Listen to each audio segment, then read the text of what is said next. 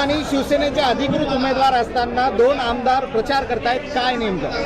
खरं म्हणजे खऱ्या अर्थानं लोकशाही मजबूत करण्याच्या दृष्टीनं टाकलेलं हे पाऊल आहे, जे महाराष्ट्राचे माजी मुख्यमंत्री सध्याचे उपमुख्यमंत्री माननीय एकनाथ शिंदे साहेबांचं स्वप्न होतं की प्रत्येक नागरिकाला कागदपत्रांसाठी सरकारी कार्यालयामध्ये येरझारा घालायला लागू नये, हेलपाटा घालू नये म्हणून शासन आपल्या दारी आणि प्रत्येक सर्वसामान्याच्या घरी शासनाची मदत गेली पाहिजे म्हणून लाडकी बहीण योजना माननीय माजी मुख्यमंत्री साहेब आणि सध्याचे उपमुख्यमंत्री साहेब एकनाथ शिंदे साहेबांनी सुरू केली। या योजनेच्या कामामध्ये गजानन पाटील यांचं खूप महत्त्वाचं असं योगदान आहे। तांत्रिकदृष्ट्या जरी आम्ही त्यांना उमेदवारी देऊ शकलो नाही, परंतु त्यांनी जे काही काम केलेलं आहे आणि त्यांच्या सुविद्य पत्नी मिनलताई या एमटेक इंजिनिअरिंग झालेल्या पत्नी या प्रभागाला असा सुशिक्षित चेहरा आजपर्यंत मिळाला नव्हता, म्हणून आम्ही सगळेजण या सांगवी प्रभागासाठी या सुशिक्षित चेहरा निवडला जावा यासाठी आज त्यांचा प्रचार करण्याचा बेबनाव 2 आमदारांचा समोर आलाय। मिनल पाटील यांनी स्पष्ट केलं होतं की स्वतः एकनाथ शिंदे आणि श्रीकांत शिंदे यांनी फोन केला होता की त्यांना उमेदवारी दिली जावी।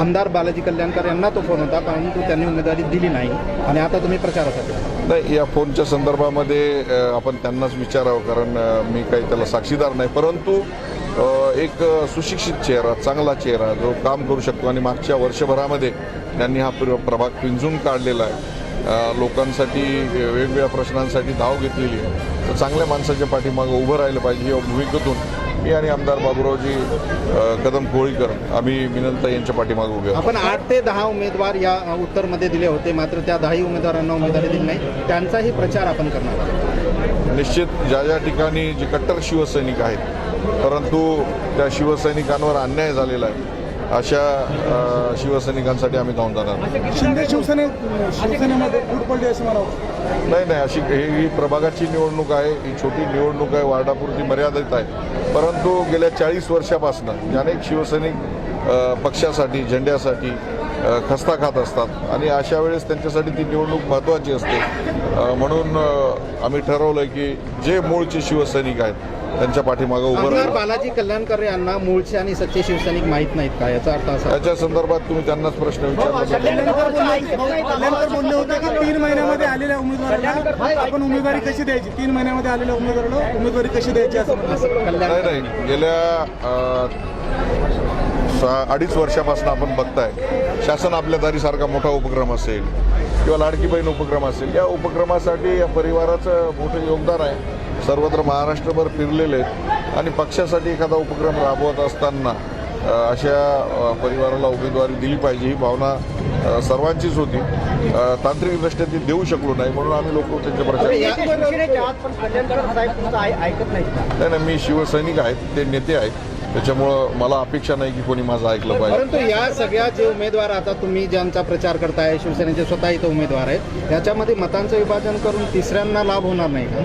नाही, इथली जनता जी आहे ही जनता जी आहे एकदम सज्ञान अशी जनता आहे आणि लोक बघतात की कोण आपल्यासाठी धावून येणार आहे।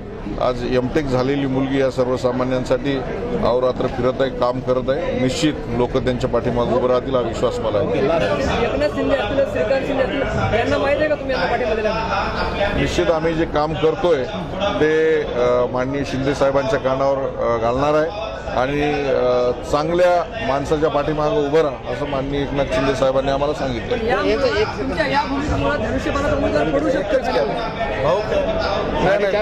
जे आहे तांत्रिकदृष्ट्या जे आहे की त्यांना उमेदवारी आम्ही देऊ शकलो नाही, परंतु निश्चित ते निवडून आल्यानंतर शिवसेनेतच येणार आहे, धनुष्यबाण उघडत येणार। निश्चित आपण बघता की हा विमानतळाला लागून असलेला वार्ड आहे, आतमध्ये जर आपण फिरलं या प्रभागामध्ये तर कुठेही चांगले रस्ते नाहीत, स्वच्छता नाही, ड्रेनेजची व्यवस्था नाही, चांगल्या लाईट्सची व्यवस्था नाही, तेव्हा या प्रभागाला चेहरा मोहरा द्यायचा असेल तर सुशिक्षित लोक निवडून आले पाहिजे, ही भूमिका सर्वसामान्य नागरिकाची आहे। आणि हे जे काही प्रश्न आहे ते सोडवण्यासाठी सर्वांची विनंती होती, मी विधान परिषदेचा आमदार आहे, निधी कुठेही देऊ शकतो, तर त्या भावनेतून हा वार्ड आम्ही दत्तक घेतलेला आहे। 5 वर्षात आम्ही आज चेहरा मोहरा बदलल्याशिवाय राहणार नाही. ओके. शिवसेनेचे इथे धनुष्यबाण निशाणीवर अधिकृत उमेदवार असताना आपण अपक्ष उमेदवाराचा प्रचार करताय, नेमकं काय? नाही, आत्ताच तुम्हाला भाऊनं सुद्धा बाईटमध्ये सांगितलं की तांत्रिकदृष्ट्या आम्ही त्यांना धनुष्यबाण देऊ शकलो नाही, परंतु आम्ही सोबत आहे ना त्यांच्या. धनुष्यबाण जरी देऊ शकलो नाही तरी आम्ही निवडून आणण्याची जबाबदारी आम्ही घेतलेली आहे. आमच्या हदगाव मतदारसंघातील जवळजवळ 4 ते 5 हजार नागरिक इथं राहतात आणि तरी एक उच्च शिक्षक त्याचबरोबर इंजिनियर असलेल्या मिनलताई गजानराव पाटील यांना कामाचा अनुभव आहे आणि इथं ऑफिस खोलून गोरगरिबाचे 1 वर्षापासून कामंसुद्धा करायला सुरुवात केलेली आहे. मग निराधाराचे प्रश्न असो किंवा अनेक अडचणी ज्या आहेत ते स्वतः आपण तांत्रिकदृष्ट्या म्हणताय, तांत्रिकदृष्ट्या याचा अर्थ एखादा अर्ज उमेदवारी अर्ज मागे घेतला, फेटाळला, काही त्रुटी राहिला त्याला तांत्रिक म्हणतात, पण इथे शिवसेनेचे अधिकृत उमेदवार आहेत. तांत्रिकदृष्ट्या म्हणजे त्यांना एबी फॉर्म लागला नव्हता, परंतु ते शिवसैनिकच आहेत. शिवसेनेचा एबी फॉर्म लागला नाही, परंतु त्यांना छत्री निशाणी मिळाली, एवढाच फरक आहे, दुसरं काहीही नाही. नाही, ऐकायचा प्रश्नच नाही. त्यांना आम्ही त्यांच्या पाठीमागे आहो ना उमेदवाराच्या.